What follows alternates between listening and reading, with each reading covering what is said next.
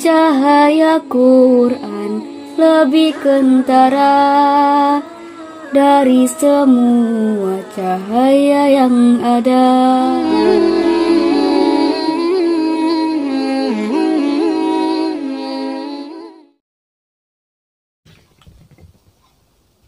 Bismillahirrahmanirrahim.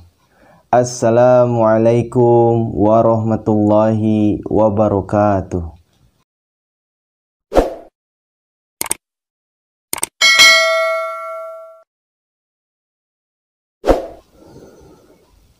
A'udzu billahi minasy syaithanir rajim. Bismillahirrahmanirrahim. Aku berlindung kepada Allah dari godaan setan yang terkutuk. Aku baca dengan nama Allah, Maha Pemurah, Maha Penyayang. Alif Lam Mim.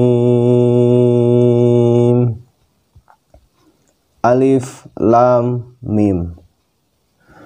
Allahu la ilaha illa huwal hayyul qayyum. Allah, tidak ada Tuhan kecuali Dia yang maha hidup, yang tegak atas zatnya sendiri dan penegak segala sesuatu. Tafsir nomor 363.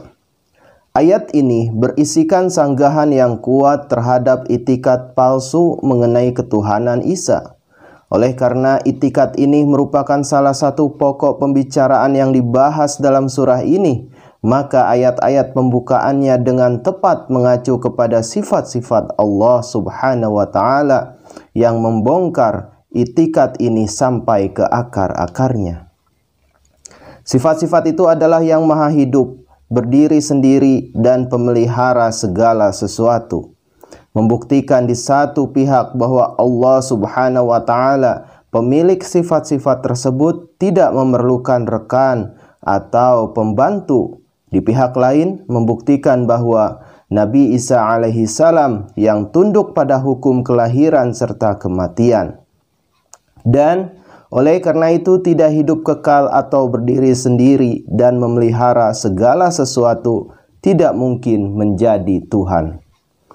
Sifat-sifat itu membuktikan pula kehampaan itikat penebusan dosa yang merupakan akibat yang tak terpisahkan dari itikat di atas. Yesus dinyatakan oleh kaum Kristen mengalami derita kematian untuk menebus dosa umat manusia. Bila hal itu benar, Ia tak mungkin menjadi Tuhan, sebab Tuhan itu hidup kekal dan tak mungkin mengalami kematian untuk selama-lamanya maupun untuk sementara. Sia-sia belaka mengatakan bahwa kematian Nabi Isa alaihissalam dimaksudkan hanya perpisahan antara Yesus Tuhan dengan wujud jasmaninya. Hubungan antara Yesus Tuhan dengan jasad kasarnya menurut kepercayaan kaum Kristen hanya bersifat sementara dan harus terputus pada suatu saat, sekalipun Nabi Isa alaihissalam tidak mati di atas salib. Maka hanya terputusnya hubungan itu tidak berguna sedikit pun. Harus ada suatu kematian lain yang membawa penebusan dosa bagi para pengikutnya yang berdosa. Kematian demikian menurut kaum Kristen sendiri telah menimpa Yesus ketika sesudah disalib. Ia turun ke Hades atau neraka. Keterangan Kisah Perbuatan Rasul-Rasul 2 ayat 21. Jadi jauh dari kebal terhadap kematian yang merupakan hak istimewa Tuhan, Nabi Isa alaihissalam mengalami kematian dalam arti harfiah maupun arti kiasan. Demikian pula sifat-sifat Al-Qayyum atau berdiri sendiri dan pemelihara segala sesuatu, membuktikan kesesatan itikat Kristen. Tuhan yang berdiri sendiri dan pemelihara segala sesuatu bukan saja harus hidup sendiri tanpa bantuan wujud lain manapun, tetapi semua wujud yang bernyawa lainnya harus menerima bantuan dari Tuhan. Tetapi Nabi Isa alaihissalam tak memiliki sifat-sifat itu. Seperti makhluk-makhluk lainnya, ia dilahirkan oleh seorang wanita, menderita sakit dan kesengsaraan, minta agar orang-orang lain berdoa untuk keringanan penderitaannya, dan akhirnya menurut orang Kristen sendiri mati di atas salib. Perjanjian Baru mengandung banyak bukti mengenai semua fakta ini, tetapi Tuhan yang hidup kekal, berdiri sendiri dan pemelihara segala sesuatu itu jauh dari semua kelemahan-kelemahan jasmaniah seperti ini. Nazzala 'alaikal kitaba bil haqqi musaddiqan lima baina yadayhi wa anzalat taurata wal injil. Dia menurunkan kepada engkau kitab yang mengandung kebenaran, membenarkan yang ada sebelumnya, dan dia menurunkan Taurat serta Injil. Tafsir nomor 364. Haqqa berarti sesuatu itu dahulunya adalah atau menjadi adil, layak, betul, benar, asli, sejati, maujud atau nyata, atau sesuatu itu dahulunya adalah atau menjadi satu kenyataan yang pasti atau terbukti kebenarannya. Sesuatu itu dahulunya adalah dan menjadi mengikat keharusan atau kewajiban. Ungkapan bil haqq berarti satu, bahwa Al-Quran meliputi ajaran-ajaran yang berdasar pada kebenaran-kebenaran yang kekal abadi dan tidak mungkin dapat dirusak. Dua, bahwa mereka yang pertama-tama menerima merupakan kaum yang paling pantas menerimanya. Tiga, bahwa Al-Quran datang pada waktu yang telah matang untuk itu dan memenuhi segala keperluan yang sejati umat manusia. Empat, bahwa Al-Quran telah datang untuk tetap lestari dan tidak ada usaha dari pihak penentangnya yang dapat membinasakan atau melemahkannya. Tafsir nomor 365. Kata Taurat diambil dari kata wara yang berarti ia membakar, ia menyembunyikan. Taurat disebut demikian barangkali karena pada masa permulaan ketika isinya masih murni, membacanya dan mengamalkan ajarannya menyalakan dalam hati manusia api cinta ilahi. Mungkin kata itu mengandung pula isyarat bahwa nubuatan-nubuatan yang cemerlang mengenai kedatangan Nabi pembawa syariat terakhir ada tersembunyi dalam kitab itu. Taurat adalah nama yang dikenakan kepada 5 kitab Nabi Musa alaihi salam: Kejadian, Keluaran, Imamat, Bilangan, dan Ulangan. Nama itu kadang-kadang dikenakan kepada 10 perintah Tuhan. Tafsir nomor 366. Injil yang berarti kabar suka menurut Aqrab adalah kata Yunani atau bukan berasal dari akar kata bahasa Arab apapun. Yang dari kata itu berasal kata Inggris Evangel. Injil disebut demikian karena kitab itu bukan saja mengandung kabar suka untuk mereka yang menerima Nabi Isa alaihi salam, tetapi karena kitab itu mengandung pula nubuatan-nubuatan tentang kedatangan Nabi terbesar yang mengenai kedatangannya dilukiskan oleh Nabi Isa alaihi salam sebagai kedatangan Tuhan sendiri. Keterangan Matius 21 ayat 40. Kata itu tidak mengacu kepada keempat Injil sekarang yang ditulis oleh para pengikut Nabi Isa alaihissalam lama sesudah peristiwa penyaliban dan yang hanya berisikan uraian tentang kehidupan dan ajarannya, melainkan kepada wahyu asli yang diterima oleh Nabi Isa alaihissalam. Min qablu hudal linnasi wa anzalal furqan. Innal ladzina kafaru bi ayatillahi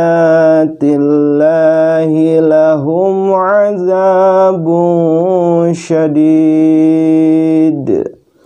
Wallahu azizun dzuntiqam. Sebelum ini sebagai petunjuk bagi manusia dan Dia menurunkan Furqan.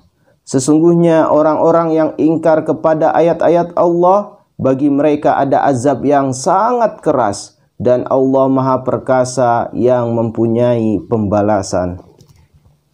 Tafsir nomor 367.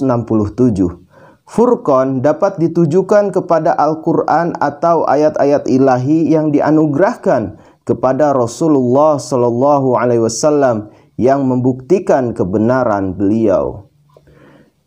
Inna Allah la yakhfa alaihi syai'un fil ardi wala fis sama'. Sesungguhnya bagi Allah tidak ada sesuatu pun yang tersembunyi, baik di bumi maupun di langit. Huwallazi yusawwirukum fil arhami kaifa yasha. La ilaha illa huwal azizul hakim. Dialah yang memberimu bentuk di dalam rahim sebagaimana Dia kehendaki. Tidak ada Tuhan selain Dia yang Maha Perkasa, Maha Bijaksana. Tafsir nomor 368. Karena pertumbuhan anak terjadi dalam rahim ibu, tentu saja keturunannya itu terpengaruh oleh keadaan jasmani dan akhlak ibunya. Maka Nabi Isa alaihi salam yang jasadnya seperti jasad semua manusia lainnya dibentuk dalam rahim seorang wanita, tidak dapat terhindar dari pengaruh keterbatasan-keterbatasan dan kekurangan-kekurangan yang terdapat dalam diri seorang wanita.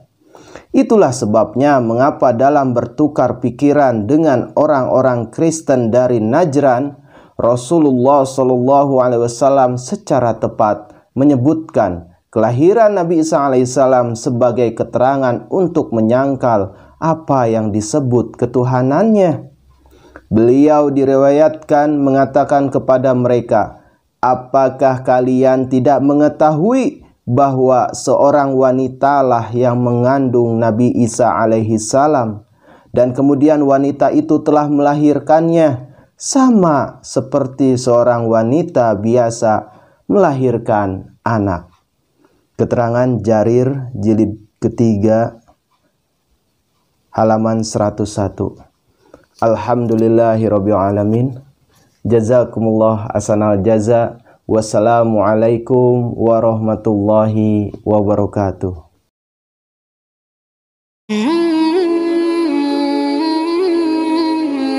Cahaya Quran lebih kentara dari semua cahaya yang ada. Sucilah Dia dari siapa datangnya ini lautan cahaya. Wahai Ilahi, Quranmu ini suatu alam berwujud sendiri. Segala sesuatu kami butuhi, ada dalamnya telah tersaji. Ada dalamnya telah tersaji. Wahai Ilahi, Quranmu ini suatu alam berwujud sendiri.